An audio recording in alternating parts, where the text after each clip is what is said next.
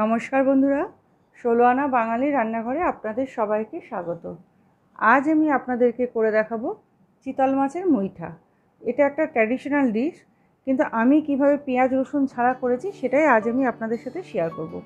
আমি এখানে 1 কিলো মাছ নিয়ে নিয়েছি। মাছটাকে খুব ভালো করে ধুয়ে নিয়েছি, আর মাছটা বাজার থেকে আমাকে এইভাবে কেটে দিয়েছে, কাঁটাটাকে আলাদা করে। এবার মাছটাকে আমি ঘষে দেখাচ্ছি।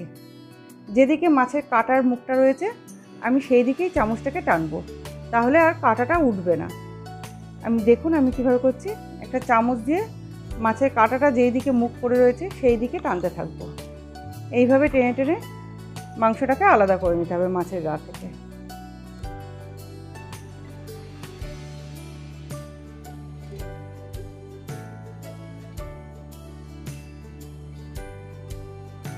এইভাবে টানতে থাকলে একটা কাঁটাও উঠে আসবে না। আমার একদিক হয়ে গেছে, আমি আরেক দিক ঘষে তুলে নিচ্ছি।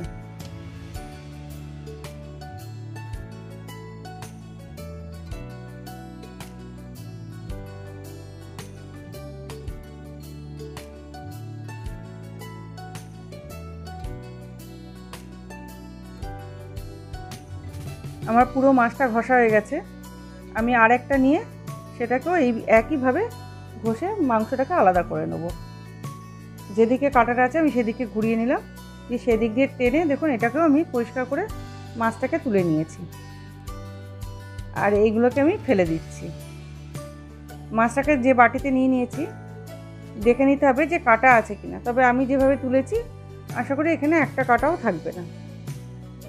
এবার আমি এর মধ্যে দিয়ে দিচ্ছি একটা পাতিলেবু নিয়েছি, তার অর্ধেকটা এর মধ্যে আমি চিপে দিয়ে দিলাম। দিয়ে দিচ্ছি স্বাদ মতো লবণ,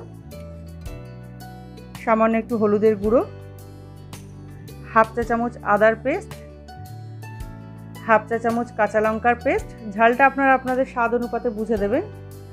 আর একটা ডিম ভেঙে আমি এর মধ্যে দিয়ে দিলাম।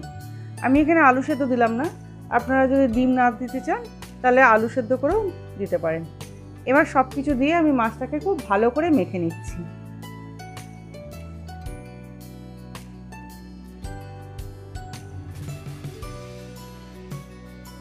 মাছটা আমার মাখা হয়ে গেছে। এবার মাছগুলোকে আমি মুইঠা আকারে গড়ে নেবো। তার জন্য আমি হাতটাকে ভিজিয়ে নিয়েছি, হাতে একটু জল লাগিয়ে নিয়েছি দেখতে পেলে, দিয়ে এইভাবে মুঠো করে করে মাছের মুইঠাটা বানিয়ে নিয়েছি। আমি 2-3টে করে করব, আর হাতটাকে একটু ভিজিয়ে নেবো, তাহলে আর হাতে লাগবে না, যেহেতু এই মাছটা চিপচিপে হাতের মধ্যে লেগে যায়। আমি আবারও একবার হাতটাকে ভিজিয়ে নিলাম। এইভাবে আমি সমস্ত মুইঠাগুলোকে গড়ে নিচ্ছি।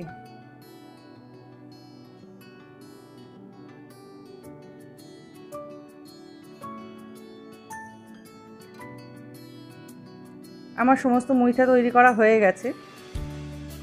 এবার এই মুইঠাগুলোকে আমি গরম জলে সেদ্ধ করে নেব। আমি গ্যাসের উপর একটা কড়া বসিয়ে দিয়েছি, আর কড়াতে বেশ কিছুটা আমি জল দিয়ে দিয়েছি। জলটা ফোটা অবধি আমি অপেক্ষা করব। জলটা আমার ফুটে গেছে ভালোভাবে। এবার এর মধ্যে আমি দিয়ে দিচ্ছি তৈরি করে রাখা মুইঠাগুলো। আমি কিন্তু এই সময় গ্যাসের ফ্লেমটাকে হাইতেই রেখেছি। সমস্ত মুইঠাগুলোকে আমি ভালো করে সেদ্ধ করে নেব।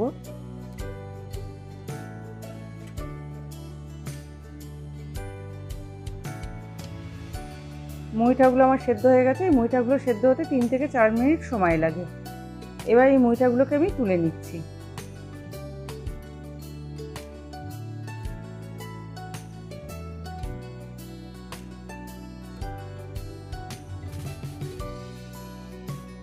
আমি সমস্ত মুইঠাগুলোকে তুলে নেওয়ার পর এবার এগুলোকে ভেজে নেব। আমি গ্যাসের উপর আবার একটা কড়া বসিয়ে দিয়েছি। কড়ার মধ্যে বেশ কিছুটা আমি সর্ষের তেল দিয়ে দিলাম। এবার মুইঠাগুলোকে আমি ভেজে নেব। তেলটা আমার গরম হয়ে গেছে। আমি একসাথে অনেকগুলো দিয়ে একবারে ভেজে নেব।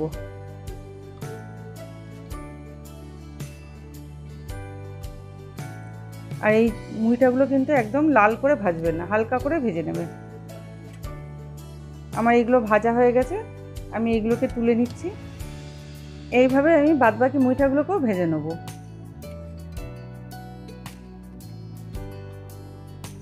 এই মুইঠাগুলো ভাজা হতে থাক, ততক্ষণে আমি একটা মশলা তৈরি করে নিই। আমি একটা বাটি নিয়ে নিয়েছি। এই বাটির মধ্যে আমি দিয়ে দিলাম 3 টেবিল চামচ মতো টমেটো পেস্ট। এর মধ্যে দিয়ে দিচ্ছি হাফ চা চামচ লঙ্কার পেস্ট, আপনারা চাইলে লঙ্কা চিরেও দিতে পারেন। 1 চা চামচ আদার পেস্ট, 1 চা চামচ জিরে গুঁড়ো,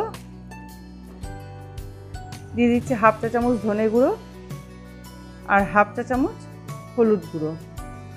এবার সামান্য একটু জল দিয়ে এই সমস্ত মশলাটাকে আমি গুলে নিচ্ছি। মশলাটা আমার তৈরি হয়ে গেছে আর এদিকে মুইঠাগুলো ভাজা হয়ে গেছে। আমি এগুলোকে এবার তুলে নিচ্ছি।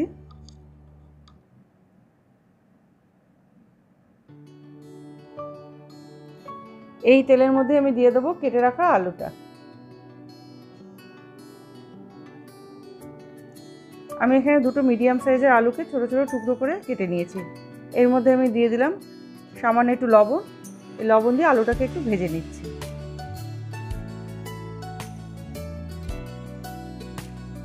আলুটা আমার ভাজা হয়ে গেছে।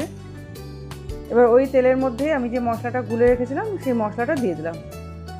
মশলাটা দেওয়ার পর মশলাটাকে আমি ভালো করে একটু কষিয়ে নেব।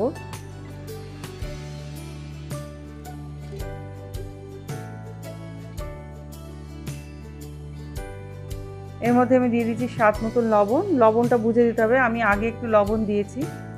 লবণ দেওয়ার পর মশলাটাকে এবার ভালো করে আমি কষিয়ে নিচ্ছি।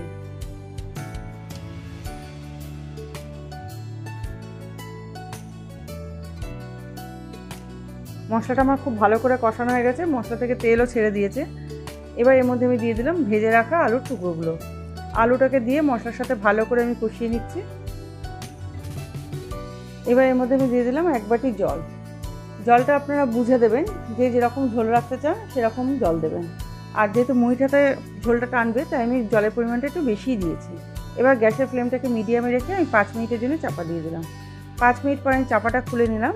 ঝোলটা আমার ফুটে গেছে। এবার এর মধ্যে আমি দিয়ে দিলাম ভেজে রাখা মুইঠাগুলো।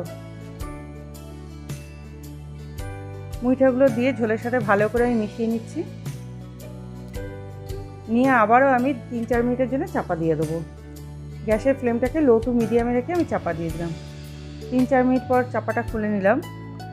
দেখতেই পাচ্ছেন মুইঠাগুলোকে আমি কেটে নিয়েছি। এটা আপনাদেরকে দেখানো হয়নি, যাতে এর ভেতর ঝোল ঢোকে সেই জন্য মুইঠাগুলোকে আমি একটু করে কেটে দিয়েছি।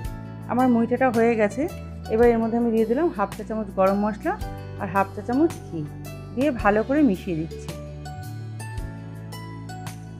এবার এই ঘি এবং গরম মশলাটা যাতে মুইঠার মধ্যে ভালো করে ঢোকে তার জন্য আমি গ্যাসের ফ্লেমটাকে অফ করে দিয়ে 3-4 মিনিটের জন্য চাপা দিয়ে দিলাম।